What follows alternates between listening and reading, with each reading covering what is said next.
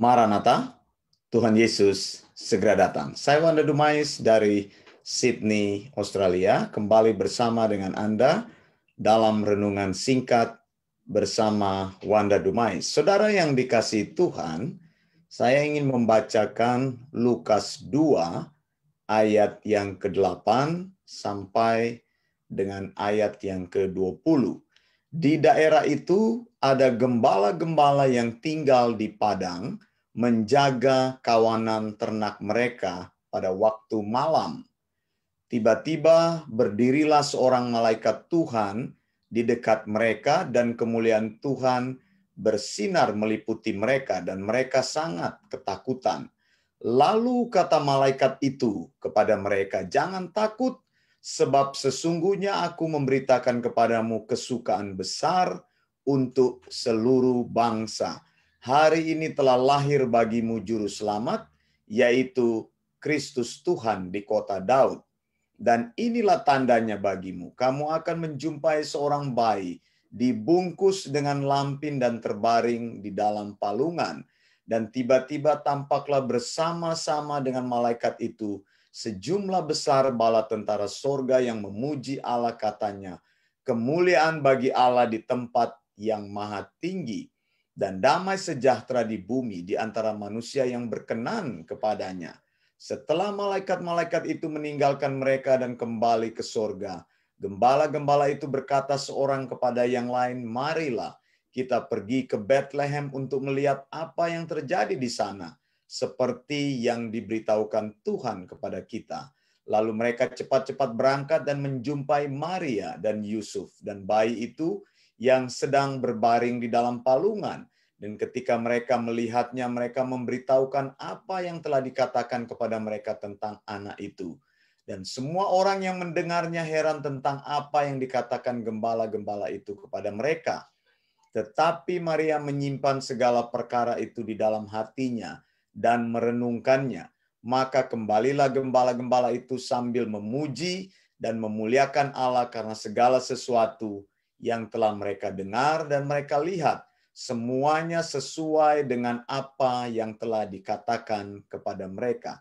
Saudara yang dikasihi Tuhan, gembala-gembala di padang adalah kelompok pertama yang mendengar berita tentang kelahiran Yesus. Lukas 2 ayat 10, saya bacakan lagi. Lalu kata malaikat itu kepada mereka, "Jangan takut, sebab sesungguhnya aku memberitakan kepadamu kesukaan besar untuk seluruh bangsa." Dalam King James Version, Luke 2:10 dikatakan, "And the angel said unto them, Fear not, for behold, I bring you good tidings of great joy, which shall be to all people." Malaikat menampakkan diri kepada gembala-gembala di padang dan berkata, "Jangan takut." Ini merupakan penegasan awal kepada para gembala itu. Karena sebuah perjumpaan supranatural, maka pertama-tama the messenger ini menyatakan kepada para gembala bahwa mereka bukan messenger yang membawa kabar buruk, tetapi mereka adalah messenger yang membawa kabar baik. Dipakai kata di sini, I bring you good tidings. Saudara yang dikasihi Tuhan, kalimat yang lebih baik bisa dikatakan I bring you glad tidings, yang bisa diterjemahkan kepada mereka saat itu. Malaikat katakan, "Aku membawa kepadamu gospel." Ya, glad tidings atau good tidings itu artinya gospel, good spell atau good news atau berita baik di dalam bahasa yang Aslinya dikatakan bahwa ini adalah evangelion. Ini adalah berita Injil. Jadi malaikat menampakkan diri kepada gembala-gembala untuk memberitahukan tentang Mesias yang sudah lahir di kota Daud, dan mereka memakai istilah tersebut adalah Injil, good tidings, atau glad tidings, atau good spell, atau good news. Berita kelahiran Yesus adalah Injil, adalah berita yang mendatangkan kabar gembira, adalah berita yang menyatakan kesukaan, adalah kabar baik. Karena itu malaikat katakan pertama-tama bahwa jangan takut, kami memberitakan kepadamu kabar baik, bukan messenger of bad, bukan memberitakan kabar buruk. Nah, saudara yang dikasih Tuhan, mengapa Allah memilih para gembala di padang ini sebagai kelompok pertama yang mendengarkan Injil? Memang tidak diberitahu di dalam Alkitab mengapa mereka adalah kelompok yang pertama mendengar tentang evangelisomai, ya, atau kabar baik itu atau Injil itu. Saya ingin mengambil beberapa analogi untuk menunjukkan kepada kita. Di dalam Alkitab tidak disebutkan alasan mengapa Allah memakai malaikat-malaikat untuk memberitahukan evangelisomai kepada para malaikat itu. Evangelion, atau dikatakan I evangelize to you a great joy. Jadi mereka pertama-tama mendapat kehormatan mendengar berita Injil dari Tuhan. Ya, saudara yang dikasih Tuhan, analogi yang pertama adalah para gembala ini merupakan profesi yang rendah di dalam masyarakat Yahudi.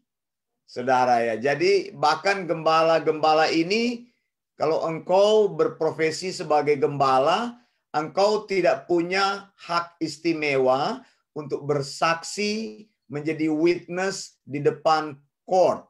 Engkau dianggap sebagai orang yang mengerjakan pekerjaan paling rendah di masyarakat. Jadi supaya saudara tahu, jadi gembala adalah kelompok masyarakat yang paling dianggap hina, paling dilihat dengan sebelah mata. Profesi ini bukan profesi yang menjanjikan. Profesi ini adalah profesi yang sangat kecil sekali di hadapan manusia. Nah, saudara, analogi ini bisa kita pakai untuk menggambarkan tentang berita Injil.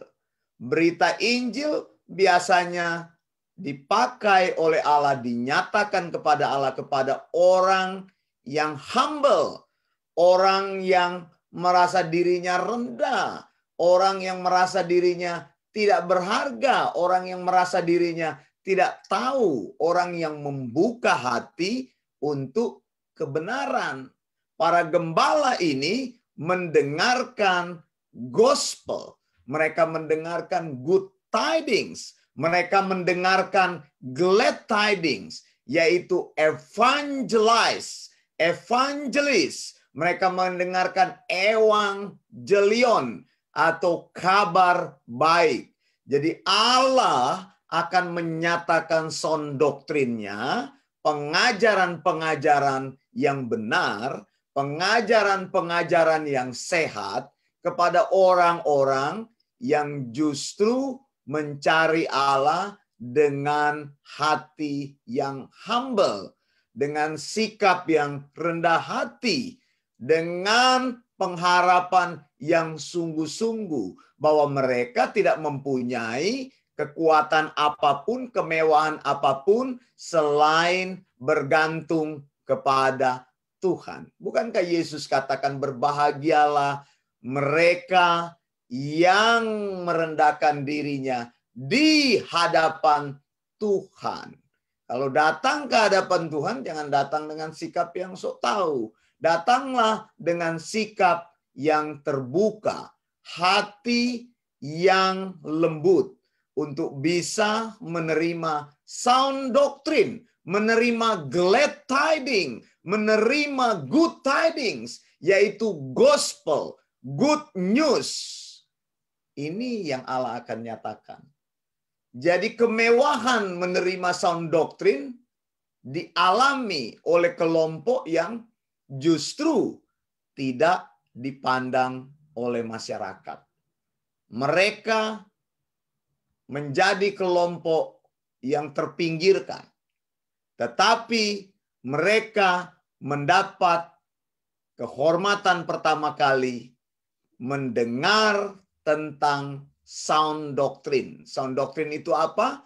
Bahwa Yesus Kristus telah lahir di kota Daud, ya, dikatakan oleh Alkitab, hari ini telah lahir bagimu juru selamat, yaitu Kristus Tuhan di kota Daud. Pemakaian kata di sini dikatakan hari ini telah lahir bagimu.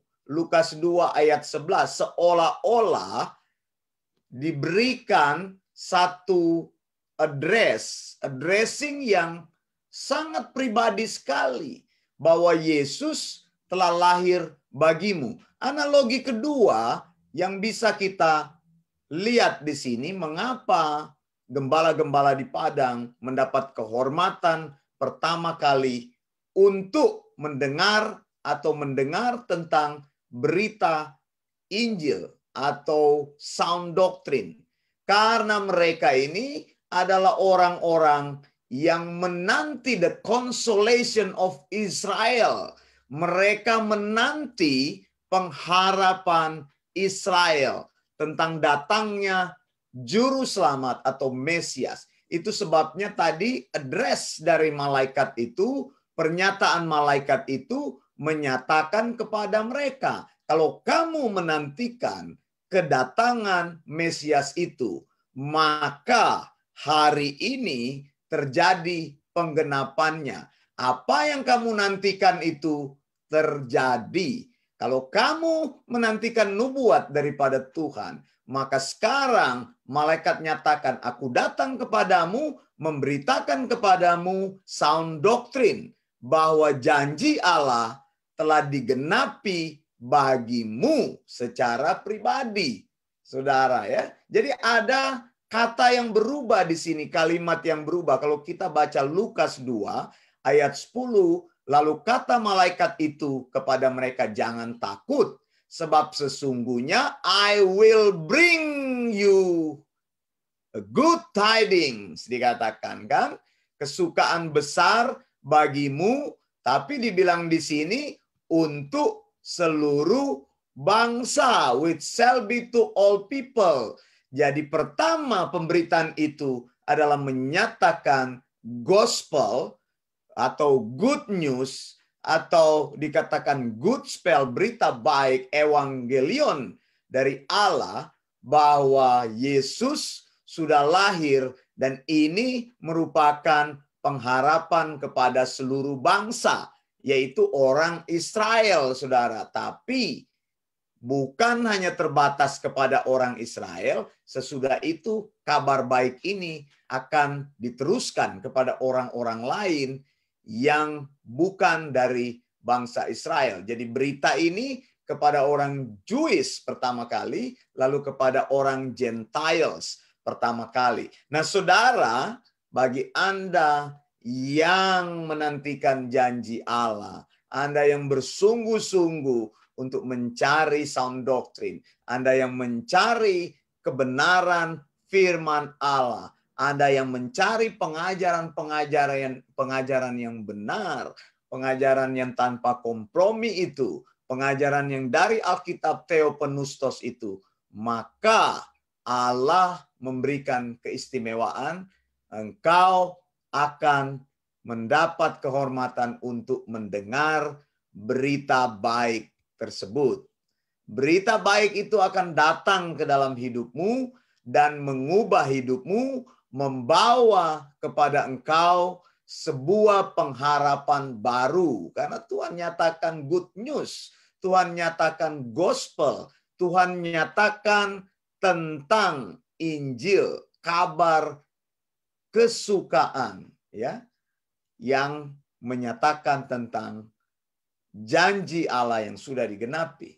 Ini hal yang kedua. Hal yang ketiga di sini, saya memeriksa di dalam Misna, ya, di dalam buku-buku yang dipercaya oleh orang Israel, pengajaran-pengajaran Torah, bahwa domba-domba itu yang digembalakan pada waktu malam, kemungkinan besar adalah domba-domba yang digembalakan untuk tujuan yang khusus, yaitu domba-domba yang akan dipersembahkan untuk korban. Jadi ini adalah gembala-gembala yang khusus. Mereka mengembalakan domba sepanjang tahun, tidak terbatas pada waktu-waktu tertentu saja. Karena apa?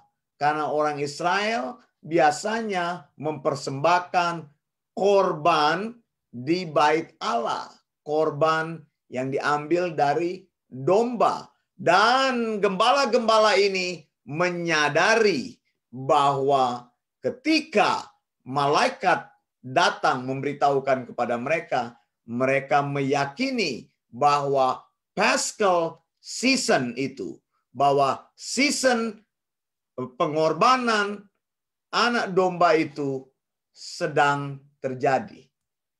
Sebelumnya mereka mempersembahkan domba, yaitu dari binatang, dan kini Allah sendiri sudah menyediakan domba yang terakhir, the ultimate sacrifice. Jadi seluruh korban yang dipersembahkan orang Israel melalui korban binatang akan mencapai puncaknya pada kelahiran Yesus. Jadi ketika Yesus lahir dan ketika berita itu datang pertama kali kepada gembala, mereka tahu bahwa waktunya sudah tiba. Sebentar lagi mereka tidak akan lagi mengembalakan domba-domba sacrifice itu. Mengapa? Karena sudah ada anak domba Allah yang sesungguhnya, yang akan mengangkut dosa dunia. Bukan hanya domba yang menjadi menjadi simbol, tetapi domba yang sesungguhnya sedang datang. Saudara, luar biasa apa yang dinyatakan oleh Alkitab, bahwa gembala-gembala ini mendapatkan keistimewaan yang besar.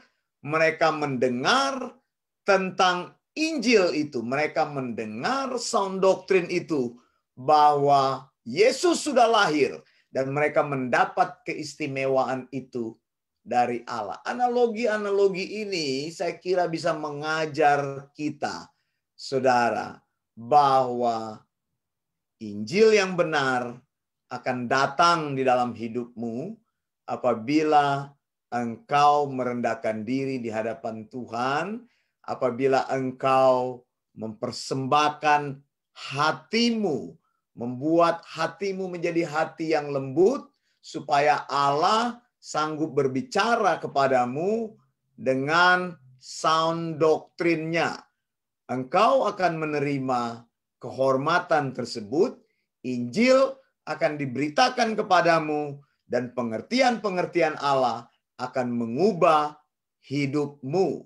Saudara, dikatakan dengan tepat oleh Alkitab di sini bahwa Yesus lahir di kota Daud, di Bethlehem. Sekali lagi saya mau katakan, Yesus lahirnya di Bethlehem, bukan di luar Bethlehem, bukan sebelum Bethlehem, bukan di satu tempat yang mendekati Bethlehem, tetapi firman Allah harus digenapi.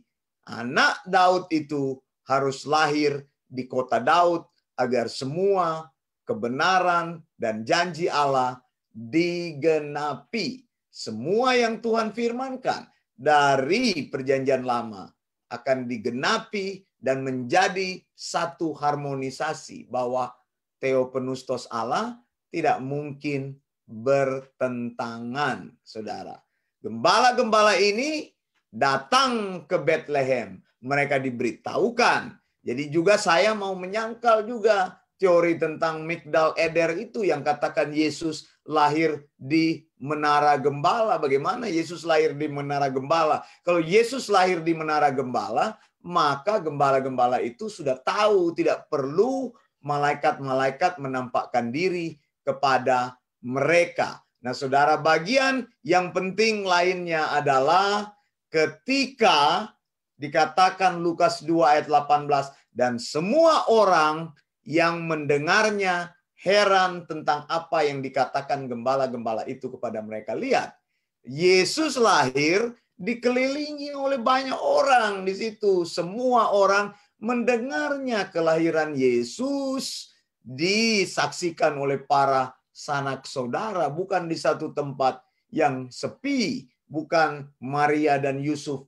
hanya berdua saja. Lalu Yesus lahir, tidak ada orang yang melihat Yesus. Tidak, kelahiran Yesus di kota Daud itu menggoncangkan orang-orang yang ada di kota Daud. Sebab apa? Sebab Tuhan sudah nubuatkan lama bahwa Bethlehem Efrata akan menjadi tempat bersejarah menyaksikan kelahiran seorang raja. Ini adalah raja terakhir dari klan David, dari klan Daud, dan menjadi penggenapan seluruh rencana Allah. Dialah yang akan menegakkan kembali kerajaan Daud, yaitu yang dikatakan tunas Daud, the root stem of Jesse, yaitu apa itu tunggul pohon itu yang sudah dipotong, tetapi di kemudian hari akan kembali bertumbuh besar menjadi pohon yang besar kuat, menjadi sebuah kerajaan yang kuat. Kita akan menantikan Raja Yesus menegakkan kerajaannya. Kelahirannya adalah sebuah Injil. Kelahirannya adalah sebuah sound doctrine. Kelahirannya adalah good tidings atau glad tidings atau gospel atau good spell atau good news. Kabar baik atau sound doctrine. Allah mau menyatakan sound doktrinnya kepadamu. Bagaimana responmu hari ini? Saya Wanda Dumais dari Sydney, Australia. Saya ingin ucapkan sekali lagi Maranatha, Tuhan Yesus segera datang, Tuhan Yesus akan datang, Tuhan Yesus pasti datang. Blessings.